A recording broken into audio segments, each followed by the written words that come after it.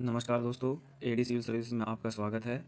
तो जैसे कि हमने करंट अफेयर कवर करा दिया है, तो इस आने वाली 2 वीडियो में मैं जो है उत्तराखंड स्पेशल करा दूंगा, ताकि अगर किसी ने उत्तराखंड स्पेशल पढ़ा भी है तो उसका रिवाइज हो जाए, और जिसको कोई आइडिया नहीं है उसको एक ओवरव्यू आइडिया मिल जाए कि मतलब क्या उत्तराखंड का थोड़ा परिचय, मतलब जो राज व्यवस्था है या उसका जो भौगोलिक परिदृश्य है वो सब मैं एक इसमें बता दूंगा। तो इसमें 2 वीडियो बनाने का मेरा मेन मकसद ये है, क्योंकि जो इसमें जो है कुल मिला के ये आज जो मैं लूँगा वो 16 टॉपिक लूँगा। जैसे यहाँ पे मैंने ये टिक किए भी हैं जो उसमें हैं ग्रीन कलर में।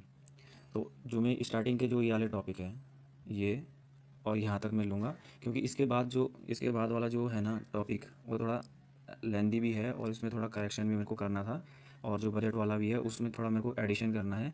तो उसकी वजह से जो है इसको मैं जो है सेकंड वीडियो में ले आऊँगा, ये वाला जो सेक्शन है। तो चलिए स्टार्ट करते हैं।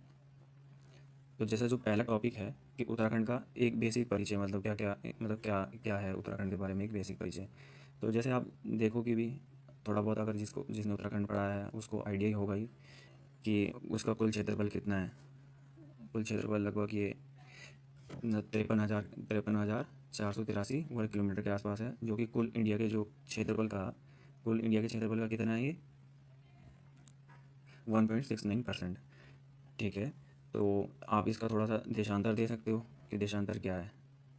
77 34 मिनट, मतलब 77 डिग्री 34 मिनट ईस्ट से लेके 81 डिग्री 2 मिनट तक ईस्ट में ही होगा। और जो अक्षांश होगा वो नॉर्थ में ही होगा, क्योंकि यहाँ पे आप बेसिक समझिए कि जैसे जो मतलब कन्फ्यूजन रहता है बच्चों को कि मतलब जो ईस्ट या नॉर्थ नॉर्थ मतलब नॉर्थ का ये क्या क्या मतलब होता है। जैसे आपको ये समझना पड़ेगा कि जैसे आप इंडिया समझ लो, ये इंडिया है, ठीक है। तो उत्तराखंड इस पार्ट में पड़ता है। पहले तो उत्तराखंड ये, अगर आप बी से ये मान लो तो उत्तराखंड इस पार्ट में पड़ा, तो ये कौन सा वाला हुआ नॉर्थ ईस्ट, जैसे मैंने लिखा भी यहाँ पे लोकेशन। और वर्ल्ड के संदर्भ में अगर आप इंडिया को देखोगे तो जैसे ये अर्थ होगी हमारी, ठीक है। इसको 4 इसमें डिवाइड कर लो तो इंडिया यहाँ पे लाई करता है। तो इंडिया यहाँ पे भी क्या है, ये भी नॉर्थ ईस्ट का पार्ट है अर्थ के संदर्भ में।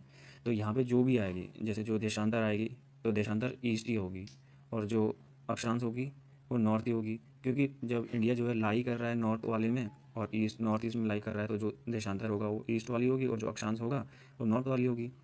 तो ठीक है, बस इसमें थोड़ा सा ये याद रख लेना कि उत्तराखंड जो है कब मतलब स्थापना कब हुई थी, 9 नवंबर 2000 को उत्तर प्रदेश से अलग हुआ था। और 2007 तक इसका नाम क्या था, उत्तरांचल था। और ये जो है 2006 के एक्ट के तहत इसमें जो है इसका नाम बदलकर उत्तराखंड कर दिया गया है। तो ये 2021 में जो 2022 में जो हुआ था, 21 के तहत जो भर्ती आई थी, जो वैकेंसी आई थी उसके तहत, मतलब उसमें जो है फ्री में ये क्वेश्चन पूछा गया था। और जैसे अगला आप देखोगे कि मतलब राजकीय चिन्ह के बारे में भी इसमें थोड़ा बहुत पूछ लेता है।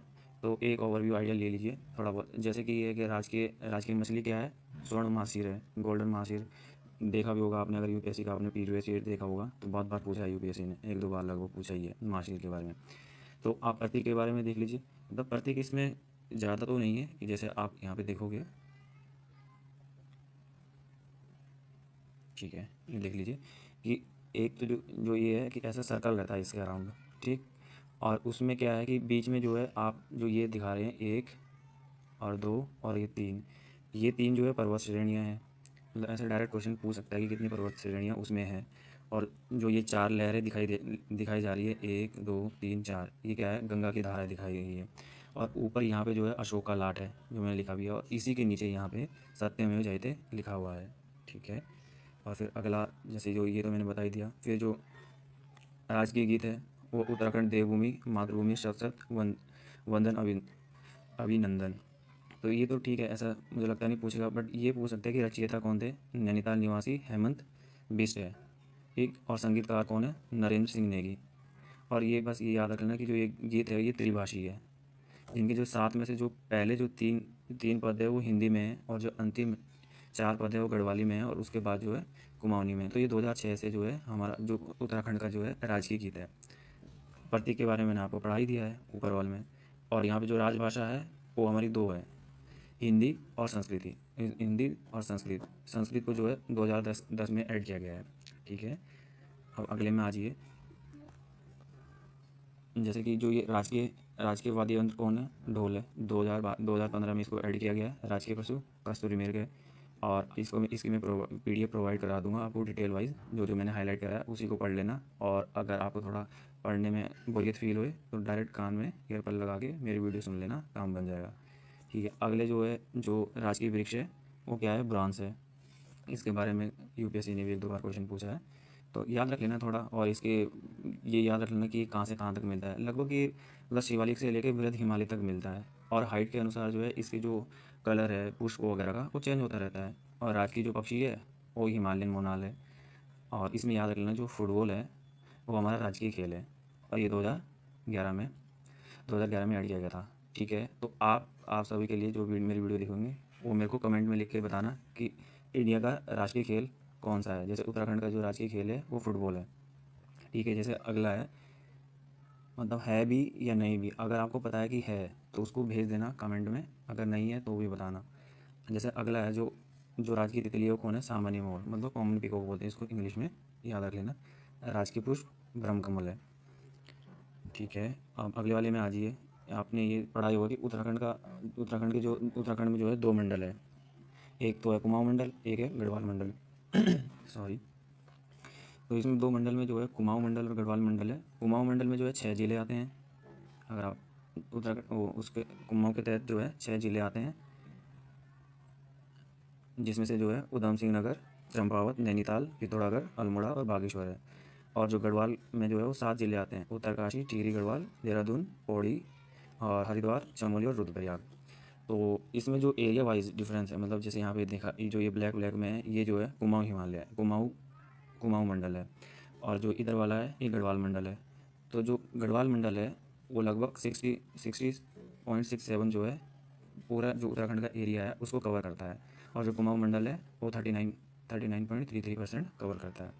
तो आपको 2 चीज़ यहाँ पे और भी याद रखने की, जैसे जो अभी उत्तराखंड की जो वर्तमान राजधानी है वो क्या है, देहरादून है।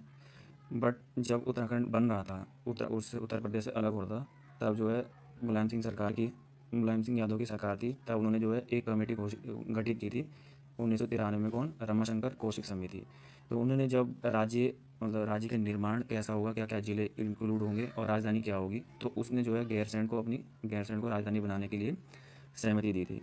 क्योंकि जो गैरसैंण है ये चमोली में यहाँ पे पड़ता है, तो यहाँ से जो है हर डिस्ट्रिक्ट के लिए जो है इक्वल दूरी पड़ती है। बट जैसे यहाँ पे जो है अभी राजधानी जो है देहरादून है, तो यहाँ से अल्मोड़ा या पिथौरागढ़ के जो लोग हैं उनको लगभग एक दो दिन लग जाता है यहाँ तक आने में, अगर उनको कुछ काम होता है राजधानी में।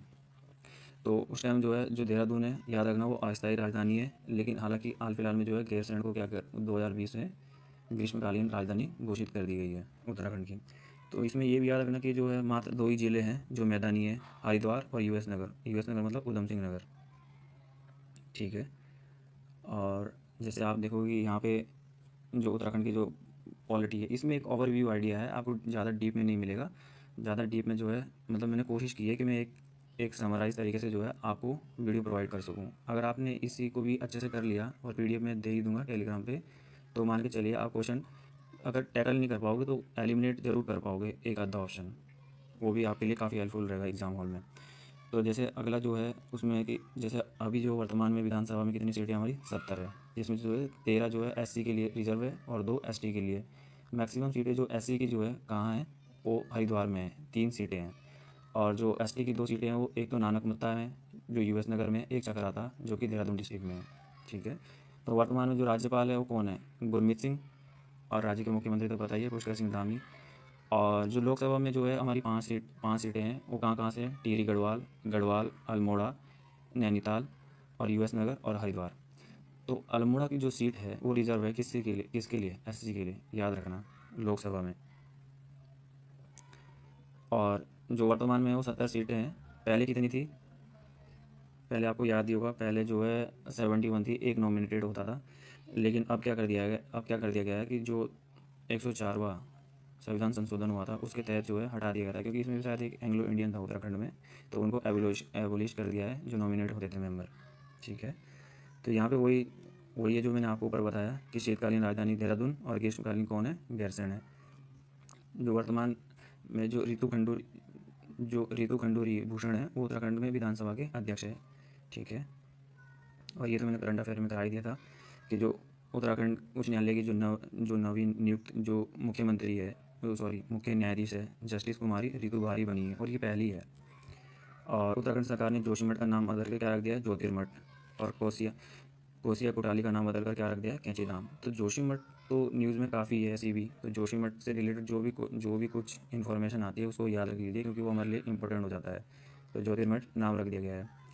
और ठीक है, ठीक है, और इसमें कुछ खास है नहीं कराने लायक।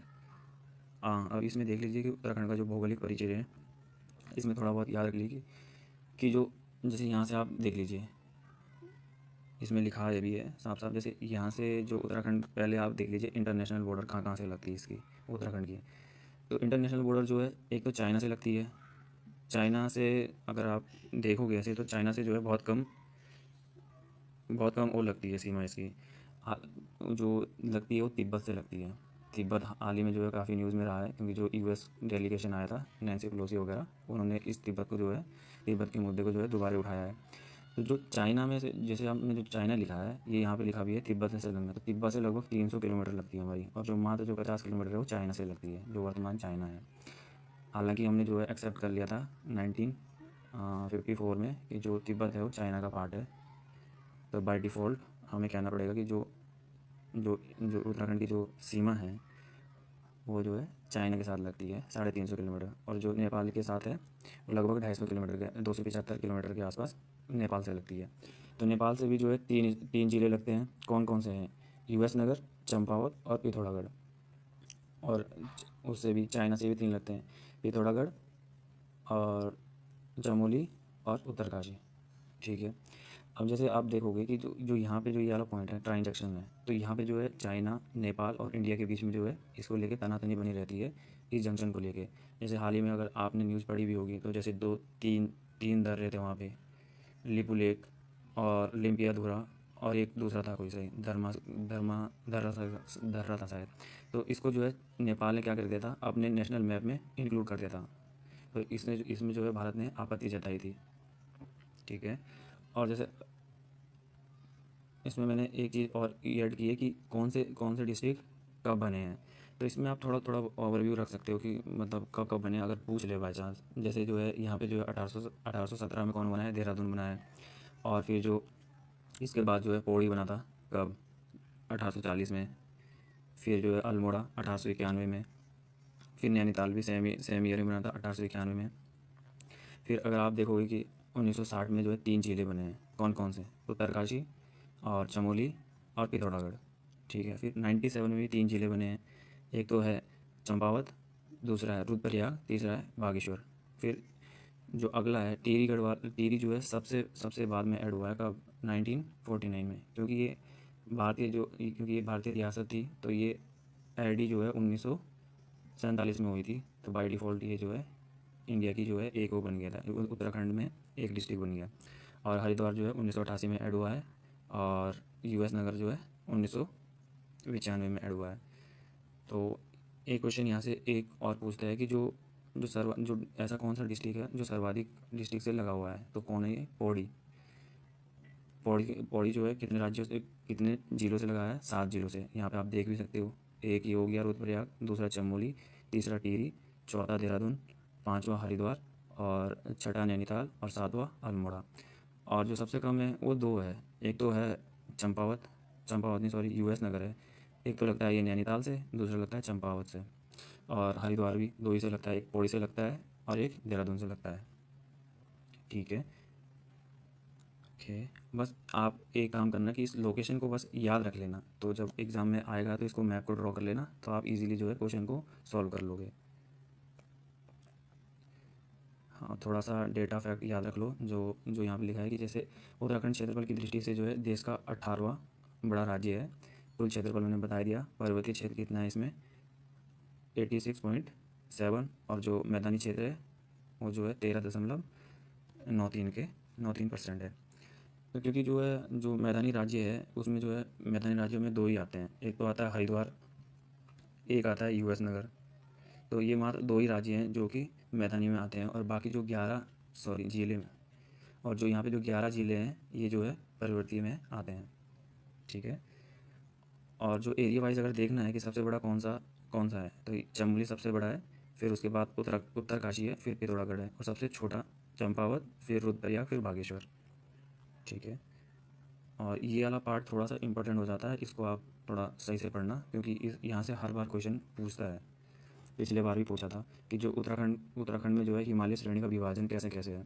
तो अगर आप देखोगे तो मतलब इसको जो है सामान्यतः 8 भागों में बांटा गया है। 8 भागों में कैसे, एक तो ट्रांस हिमालय, फिर वृहद हिमालय, फिर लघु या मध्य हिमालय, फिर शिवालिक हिमालय और बाबर, फिर तराई और गंगा का जो मैदान है। और शिवालिक और जो मध्य हिमालय है, इसी के बीच में एक और क्षेत्र पड़ता है दून या द्वार, जैसे जो हरी की दून, देहरादून, ये सब जो है इसी में दून दून क्षेत्र में पड़ते हैं ये सब। इसमें जो क्वेश्चन पूछता है वो ये पूछता है कि कौन सा जो ब्रंश है वो किससे किससे को अलग करता है। जैसे जो है, जो यहाँ पे दिया है इंडो सांगपो ब्रंश, मतलब जो जिसको हम जो है 33 ब्रंश भी बोलते हैं। तो 33 ब्रंश जो है ट्रांस हिमालय को किससे अलग करता है, वृहद हिमालय से। इसको ऐसे याद रख लो, टी से 33 और टी से ट्रांस हिमालय। तो ट्रांस हिमालय से जो है, जो ट्रांस हिमालय है और वृहद हिमालय को कौन सा ब्रंश अलग करता है, 33 ब्रंश। फिर अगला जो है वृहद हिमालय और लघु हिमालय को कौन अलग करता है, वो है main central thrust, man central thrust. फिर अगला जो है, जो लघु हिमालय को शिवालिक हिमालय से अलग करता है, वो है मेन बाउंड्री थ्रस्ट या सीमांत ब्रंश। और जो शिवालिक हिमालय को बाबर से अलग करता है, बाबर क्षेत्र से अलग करता है, वो है हिमालय फ्रंटल फॉल्ट या ब्रंश बोलो, हिमालयन फ्रंटल थ्रस्ट या फॉल्ट बोलो, जो यहाँ पे लिखा है। तो इसको याद कर लेना पक्का, यहाँ से आपको एक क्वेश्चन पक्का देखने को मिलेगा। ठीक है, अगला जो है हिमालय के इन श्रेणियों की विशेषता क्या है।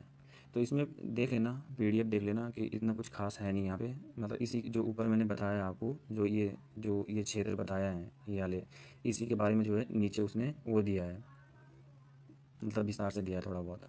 तो यहाँ पे बस थोड़ा सा ये याद रख लेना कि जो हाइट के अनुसार इन्होंने जो है बताया है। तो यहाँ पे जो घास के मैदान है उसको बुग्याल या पयाल बोलते हैं। और जो शिवालिक रेंज है इसको थोड़ा बहुत देख लेना, ये जो है काफ़ी इंपॉर्टेंट हो जाता है, क्योंकि यहाँ पे उत्तराखंड का हृदय स्थल कहलाता है आर्थिक रूप, क्योंकि आर्थिक रूप से बहुत संपन्न है, तो ये उत्तराखंड का हृदय स्थल कहलाता है। ठीक है, अगला जो है उत्तराखंड के जो ग्लेशियर है उसमें बस थोड़ा बहुत याद रख लेना। बस एक बार अगर आप पढ़ लोगे तो आपको एक ओवरव्यू आइडिया आ जाएगा, और आप मतलब जो पूछने का जो तरीका है उत्तराखंड में ग्लेशियर से कैसे पूछे जाते हैं। तो सामने ये ऐसे पूछता है कि कौन से डिस्ट्रिक्ट में है ये। तो जैसे यहाँ पे दिया हुआ उत्तरकाशी में कौन कौन सा है, गंगोत्री, यमुनोत्री, बंदरपूछ और डोरानी। और जो रुद्रप्रयाग में है वो चोराबाड़ी और केदारनाथ ग्लेशियर है। चमोली में कौन कौन से हैं, दूनागिरी, बद्रीनाथ और सतोपंथ। जो पिथौरागढ़ में जो है मिलाम है ऐसी आगे है। मिलाम तो जो है ऐसी जो है काफ़ी इंपॉर्टेंट भी है, क्योंकि ये यूपीएससी में 1-2 बार पूछा जा चुका है। फिर बस थोड़ा सा ये याद रख लेना, मतलब एक बार आप इस पीडीएफ से गो थ्रू हो जाना, आपको थोड़ा बहुत एक आइडिया आ जाएगा अच्छे से। अगर कुछ करेक्शन हो, मतलब इसमें कुछ अगर गलतियाँ वगैरह होगी तो सजेस्ट करना मेरे को। 1-2 इसमें थोड़ा गलतियाँ मिली थी, अगर मतलब मेरे से छूट जाए वो, तो मेरे को कमेंट करके बता देना, मैं अगले उसमें जो है अपडेट कर दूँगा उसको। ठीक है,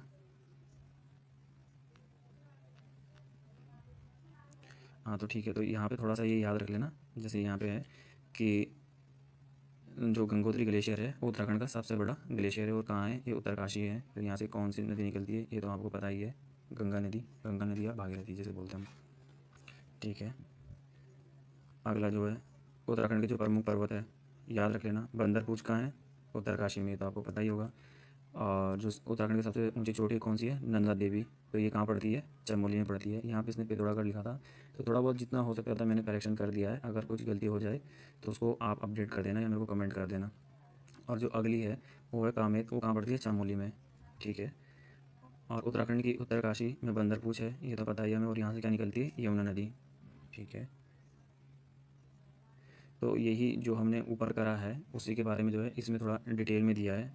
जो ये पर्वत उत्तराखंड के जो प्रमुख पर्वत है, तो इसको आप एक बार देख सकते हो। जैसे चौखंबा है वो कहाँ है, उत्तरकाशी में। क्योंकि जो क्वेश्चन का जो ट्रेंड है वो खाली यही रहता है उत्तराखंड वाले में, मैंने सामने तो मैंने देखा भी है, और जो PYQ मैंने देखा है कि जैसे कौन सा पर्वत जो है इस डिस्ट्रिक्ट में है, और वहाँ से सामान्यतः या ऐसे पूछ लेगा कि वहाँ से ये जो पर्वत है, पर्वत श्रेणी से कौन सी नदी निकलती है या कौन सी नदी उससे बह के जाती है। ठीक है, ओके ओके, बाकी उसमें मुझको कुछ खास लग नहीं रहा है, आप खुद ही देख लेना, मतलब पीडीएफ से। क्योंकि वीडियो ज़्यादा लंबी हो जाती है तो ना वो आपके लिए बेनिफिशियल है ना हमारे लिए, क्योंकि फालतू टाइम वेस्ट हो जाएगा। और जैसे उत्तराखंड के जो प्रमुख दर्रे हैं, और याद रख लेना, जैसे ऊपर से ये उत्तर से दक्षिण के क्रम में दिया गया है, तो माना दर्रा सबसे ऊपर है, फिर डूंगरीला, फिर नीतीला, किंगरी बिंगरी, बड़ा बड़ा लाचला दर्रा, फिर ये इसको देख लेना आप। और किंगरी बिंगरी याद रख लेना, ये चमोली को तिब्बत से जोड़ता है। और सिनला दर्रा दारमा और ब्यास नदी को जोड़ता है। नैनीताल को लेक झील भी कहते हैं, ये तो ठीक है। और हाँ, ये याद रख लेना कि जो दूधा तोली है उसको उत्तराखंड का पामीर भी कहा जाता है। जैसे वर्ल्ड का जो पामीर का पठार है वो कहाँ है, तिब्बत वाले को बोला जाता है ना पामीर का पठार, तो ये है कहाँ, पौड़ी गढ़वाल में। तो बस इसको थोड़ा सा जैसे चाहोगे तो मैप के थ्रू भी देख सकते हो, जैसे ये लगातार है। बस यहाँ पे जो है तीन जो है ये ज़्यादा इंपॉर्टेंट हो जाते हैं, एक तो है लिम्पियादुरा, एक है धारमा दर्रा और एक लिपू लेक, क्योंकि ये जो है हाल के 1-1.5 साल में काफ़ी न्यूज़ में रहे हैं, इंडिया और नेपाल के डिस्प्यूट के कारण। ठीक है, दरों की विशेषताएं ये आप देख लेना, खुद ही पढ़ लेना। जैसे यहाँ पे दिया भी है कि जो दरों का जो अधिकतम प्रश्न है उसके जिले से तथा संबंधित जिलों से होता है। और इसके क्रम में भी, इसका जो क्रम है ऊपर से नीचे, मतलब दक्षिण से उत्तर पूछ सकता है या उत्तर से दक्षिण पूछ सकता है, कुछ भी पूछ सकता है ये। और एक ये वाला पॉइंट याद रख लेना, जो वाडिया हिमालयन भूवैज्ञानिक जो संस्थाएं हैं ये कहाँ है, देहरादून में है। ठीक है, फिर अगले में आ जाते हैं हम उत्तराखंड की नदियों में। ये भी एक अच्छा मतलब ठीक टॉपिक है। तो यहाँ पे आप देखोगे तो यहाँ पे एक ओवरव्यू, इसने एक ओवरव्यू दे रखा है कि मतलब उत्तराखंड की नदियों, जैसे यहाँ पे देख लो आप, उत्तराखंड की जो है कहाँ कहाँ से कौन सी नदी निकलती है। जैसे यमुनोत्री से हमने अभी देखा था, जो बंदरपूछ वाला होता ग्लेशियर, वहाँ से कौन निकलती है, यमुना नदी, ये हमने देखा ही है। गंगोत्री से कौन निकलती है, भागीरथी नदी।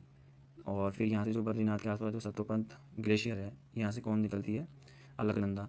तो अलकनंदा आगे आती है, फिर इसमें जो है अनेक नदियाँ मिलती रहती है, जैसे जो धौली गंगा है। तो उत्तराखंड में इस बार जो ये पंच प्रयाग है ये काफ़ी न्यूज़ का कारण रहे हैं। इसका मेन रीज़न ये है कि जो जोशीमठ का जो धसाव हुआ था ना, वो लगभग जोशीमठ इधर पड़ता है। अभी मैं इसको आगे वाली वीडियो में बताऊंगा। तो उसमें जो जोशीमठ के कारण जो है पंचपर्या काफ़ी न्यूज़ में रहे थे, क्योंकि इनको जो है धार्मिक धार्मिक उत्तराखंड में जो है धार्मिक मान्यता के अनुसार जो है काफ़ी महत्व दिया जाता है। तो ठीक है, अगर आप आगे देखोगे कि यहाँ पे जो विष्णु प्रयाग में जो है धौली गंगा अलकनंदा में मिलती है। ठीक है, और जो नंदाकिनी है वो नंद प्रयाग में अलकनंदा में मिल जाती है। और जो पिंडर है वो कर्ण प्रयाग में मिल जाती है। और जो केदारनाथ से जो मंदाकिनी निकलती है वो रुद्रप्रयाग में मिलती है। और ऐसी जो भागीरथी आके जो है देवप्रयाग में मिल जाती है। इसके बाद इसका नाम जो है गंगा नदी पड़ जाता है। और तो जो गंगा नदी है वो मैदान में, पूर्णतः मैदान में कहाँ उतरती है, हरिद्वार में। तब तक जो है ये पहाड़ों में ही बहती है। ठीक है, जैसे यहाँ पे लिखा भी है कि अलकनंदा ये है। ठीक है, संगम। तो यहाँ पे मैंने थोड़ा बहुत जो अपने नोट्स है उससे जो है इसको जो है और क्लियरिफाई करने की कोशिश की है। जैसे अलकनंदा निकली यहाँ से, ठीक है, सतोपथ ग्लेशियर से। तो फिर यहाँ से जो चमोली में जो है इसमें जो है सरस्वती नदी मिलती है, तो ये कौन सा कहलाता है, केशव प्रयाग। लेकिन ये पंच प्रयाग में शामिल नहीं है। ठीक है, और जो अगला है, जब जो है ये चमोली में ही जो है पश्चिमी धौली गंगा इसमें आके मिलती है, तो ये क्या कहलाता है यहाँ पे, विष्णु प्रयाग। और जब चमोली में ही क्या होता है कि जो नंद प्रयाग में जो विष्णु गंगा आके मिलती है, सॉरी, हाँ, नंद प्रयाग में जो है नंदाकिनी जब आके मिलती है तो ये नंद प्रयाग कहलाती है। और जो पिंडर नदी जो है ये कर्ण प्रयाग में आके मिलती है। तो इसमें याद रख लेना कि जो आपके जो है एक है विष्णु प्रयाग, नंद प्रयाग और ये कर्ण प्रयाग, ये तीनों की तीनों कहाँ हैं, चमोली में है। और जो अगला है रुद्रप्रयाग, ये तो रुद्रप्रयाग में है ही, यहाँ पे जो है मंदाकिनी आके मिलती है। और देवप्रयाग में क्या मिलती है, भागीरथी आके अलकनंदा में मिल जाती है, और यहीं से इसका नाम जो है गंगा पड़ जाता है। ठीक है, तो अगला जैसे यही है, जो उत्तराखंड की जो प्रमुख नदियाँ हैं ये यहाँ पे दिया है, तो इसको आप देख लेना, मतलब उसमें करके पीडीएफ से पढ़ लेना। इसमें कुछ इतना खास लगा नहीं है। बस इसमें एक इम्पोर्टेंट पॉइंट मेरे को ये लगा, जो आसन नदी जो है यमुना की सहायक है, इसी पे जो है आसन कंजर्वेशन रिजर्व है। तो आसन कंजर्वेशन में क्या है कि ये उत्तराखंड की एकमात्र जो है रामसर साइड है। ये इसलिए न्यूज़ में ये इसलिए जो है इम्पोर्टेंट हो जाती है आसन नदी। तो इसको आप इसकी लोकेशन थोड़ा देख सकते हो, ताकि जो है अगर ये पूछे एग्ज़ाम में तो आप इसको टैकल कर पाओ। और जैसे अगला है, तो ये जो है ये मैंने अलकनंदा का जो है मैप ड्रॉ किया है इसमें, तो चाहोगे आप इसको देख सकते हो कि जैसे जो है ये निकली जो है सतोपथ से निकली, और यहाँ से ये यहाँ पे जो है सरस्वती मिल जाती है इसको केशव प्रयाग में, ये हमने देखा ही था।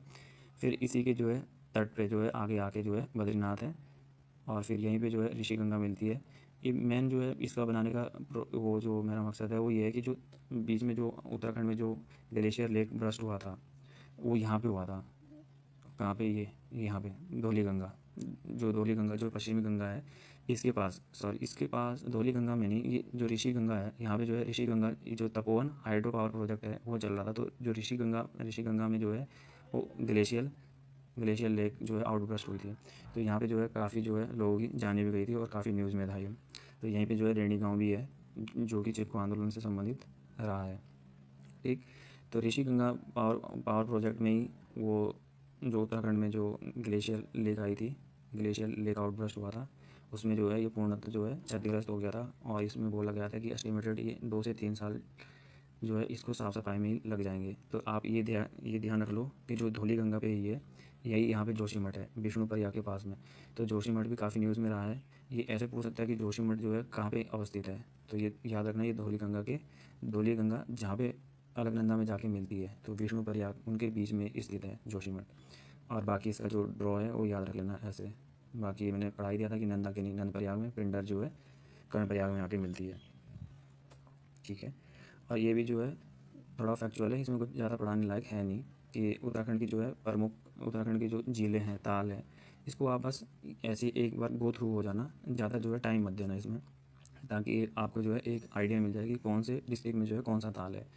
और उत्तर जहाँ भी ताल ताल आए, अगर उत्तराखंड वहाँ पे दिख रहा है तो मार दो। बस एक दो याद रखना, जो सूरज ताल या सुंदर ताल जो है वो हिमाचल में पड़ता है, वहाँ पे थोड़ा कन्फ्यूज मत हो जाना। जैसे उत्तराखंड का बस ये याद रख सकते हो, उत्तराखंड का जो है सबसे बड़ा ग्लेशियर कौन सा है? भीमताल है। ठीक है। उत्तराखंड की जो ताल है और विशेषताएं हैं उसका बस याद रख लेना कि क्या क्या है। बस ये याद रख सकते हो, नौकुचिया ताल है तो ये जो है 9 कोनों वाला ताल है। और हेमकुंड वाला याद रख सकते हो कि हेमकुंड साहिब ये जो है 7 करोड़ से घिरा है, और इसको स्नो लेक भी बोलते हैं। यहीं पे जो है गुरु गोविंद सिंह ने जो है तपस्या की थी। ठीक है। बाकी जो है थोड़ा सा याद रख सकते हो कि जो यमताल है, यमताल कहाँ पड़ता है आपका? रुद्रप्रयाग में नहीं, टिहरी गढ़वाल में पड़ता है, तो इसको याद रख लेना। जो यमताल है वो जो है बर्फ़ से ही ढका रहता है हमेशा। और जो वासुकी ताल है वहाँ उसका जो पानी है वो लाल रंग का है, और नीले रंग के कमल के लिए जो है प्रसिद्ध है। और जो रूप कुंड है उसको जो है कंकाली या रहस्यमयी ताल ही बोलते हैं, तो इसको बस थोड़ा सा याद रख लेना ऐसे ही। ठीक है। और अगला जो टॉपिक है ये भी थोड़ा इम्पोर्टेंट हो जाता है, क्योंकि यहाँ पे पूछ लेता है कि जो कौन सा बांध कहाँ पे है, कौन से डिस्ट्रिक्ट में है या कौन सी नदी पे है। जैसे ये मनेरी और पाला बांध कहाँ है? उत्तरकाशी में। और इछाड़ी बांध और किसाऊ बांध कहाँ है? देहरादून में। और टिहरी और कोटेश्वर, टिहरी के नाम से ही पता है, अगर कोटेश्वर बांध पूछ ले तो ये भी कहाँ है? टिहरी गढ़वाल में। और पौड़ी में जो है रामगंगा, ये तो आपको पता ही है कि पौड़ी से जो है रामगंगा निकलती है, तो रामगंगा बांध जो है इसी पे होगा। और नैनीताल में दो है, याद रखना, जमरानी बांध और भीमताल बांध। और इसी प्रकार जो है आगे जो पिथौरागढ़ में है, पिथौरागढ़ में जो है क्या है? धौलीगंगा बांध। और जो यूएस नगर में है, क्योंकि ये प्लेन एरिया है तो यहाँ पे बांध बनाना जो है ज़्यादा ईजी है, इसलिए जो है यहाँ पे बांधों की संख्या भी ज़्यादा है। जैसे जो है तुमरिया बांध, नानक बांध, हरिपुरा बांध, बोर बांध और धोरा बांध। ठीक है। फिर अगला जो थोड़ा इंपॉर्टेंट टॉपिक है, जहाँ से हर बार जो है उत्तराखंड पीछे जो है एक क्वेश्चन लगभग पूछता ही पूछता है, उत्तराखंड की मिट्टियाँ। तो ये तो इसने जो है मैप वाइज दे दिया है कि जो कैसे जो है पर्वतीय मृदा है, और ये तो यहाँ इसको आप जो है इस सेंस में समझ लीजिए। जैसे यहाँ पे जो मैंने जो मैप बनाया है ये, कि जैसे उत्तराखंड को जो है हाइट वाइज देख लीजिए कि जो वृहद हिमालय है, पहले जो है ट्रांस हिमालय, फिर वृहद हिमालय, फिर लघु हिमालय, फिर शिवालिक वाला, फिर वो से। तो इस हिसाब से जैसे अगर तो सबसे ऊपर वाली चोटी में क्या मिलता है? ग्लेशियर पर्वतीय छिछली मृदा मिलती है हमें। उसके बाद जो उससे छोटे वाले जो पर्वत श्रेणी है वहाँ पे जो हमें बुग्याल या अल्पाइन मिलते हैं, ये हमें पता ही है, हमने कहाँ पढ़े थे, उस वाले में, शिवालिक वाले में या मध्य हिमालय में। इसके बाद जो है ऊपरी उप पर्वतीय मृदा मिलती है। फिर इसके जो पर्वतीय जो ढालों पे है वो कौन सी मिलती है? भूरी या लाल पीली मृदा। और जो नीचे वाले क्षेत्र में वो टर्शरी हल्की बालुई मृदा, या उसके बाद जब आओगे तो बाबर खादर वाली जो है मिट्टी मिलने लग जाती है। और ये वाला जो डिस्ट्रीब्यूशन है ये थोड़ा मेन हो जाता है, इसको याद रख सकते हो आप। ठीक है। जैसे यहाँ पे मैंने लिखा भी है कि मतलब उत्तराखंड अपने नोट्स मैंने ऐड किए हैं यहाँ पे, कि जो राजशाही के समय से जो है उत्तराखंड में जो भूमि के प्रकार क्या रहा है। एक तो पर्वत से याद ही आ रहा है, पर्वतीय होगी। एक माल या 84 माल, सॉरी 84 माल जो है मैदानी वाले। तो इसको आप याद रख सकते हो कि जो गाढ़ क्या थी, नदियों की गाढ़ आपको पता ही है, अगर आप गांव से थोड़ा बिलोंग करते हो तो आपको पता ही होगा कि गाढ़ जो है उत्तराखंड में किसे बोलते हैं। जो नदी घाटी के किनारे जो भूमि पाई जाती है ना, और जो खेती योग्य होती है उसको जो है गाढ़ बोलते हैं। इसी प्रकार लेक है, ईजर भूमि है, धोरा है, बगड़ है। इसको आप पढ़ लेना, मैं पीडीएफ प्रोवाइड कर दूंगा। बस इसमें इंपॉर्टेंट जो मैंने बता दिया है, ये गार्ड वाला हो गया। और जो अगले जो सामने जो मतलब पूछा गया है पहले या पूछता है, जैसे गार्ड के दलों, ये कुमाऊं में हो गया। और ये ज़्यादा इंपॉर्टेंट हो जाता है, रो या रय। इसमें जो है गहरी घाटियों का ऐसा भाग जहाँ पानी एकत्र होकर तालाब का रूप ले लेता है। पानी सूखने के मतलब जैसे पहाड़ों में जो है कहीं पानी जमा हो गया, उसके बाद वो सूख गया, वो उसके बाद जो है वो खेती उपयोगी बन जाती है। वो जो भूमि है वो खेत के लिए मतलब कृषि योग्य जो है हो जाती है। तो उस वाली भूमि को हम क्या बोलते हैं, रॉ।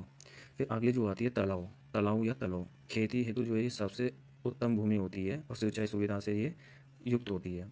और इसी के बाद अगला भी जैसे उपरो या शहर। शहर को क्या बोलते हैं, जो सिंचित तालाब भूमि होती है। मतलब शहर को ऐसा होता है जो एकदम जो प्लेन भूमि होती है, जो पहाड़ों पे जो है जैसे जो खेतीदार जो कृषि की जाती है उसमें भी जो प्लेन खेती होती है उसको शहर बोलते हैं। ठीक है, बाकी ये तो मैंने करा ही दिया था आपको, ये वाला। बस इसमें याद रख लें कि घरिया भूमि कैसे बोलते हैं, जो जैसे आप ये समझ लो ये वाला। तो घरिया भूमि क्या हो गया, जो ये गांव घर है इसी के आसपास जो भूमि है वो है। और जो बिचलिया जो इसी के बीच बीच में आसपास है, इधर इधर। और जो बुंडिया है, बुंडिया आपको पता ही होगा, ये वनों से जो लगी भूमि होती है ना, ये वाली, इनको जो है बुंडिया भूमि बोलते हैं। तो ठीक है दोस्तों, आज के लिए इतना ही। बाकी जो अगली वाली जो वीडियो है, जो अगली वाली वीडियो रहेगी, उसके टॉपिक में आपको बता देता हूँ यहाँ पे क्या क्या रहने वाले हैं। तो जो ये 7-8, ये शायद 10-11 टॉपिक है, तो ये मैं अगली इसमें इंक्लूड कर दूँगा क्योंकि ये थोड़ा लेंदी है।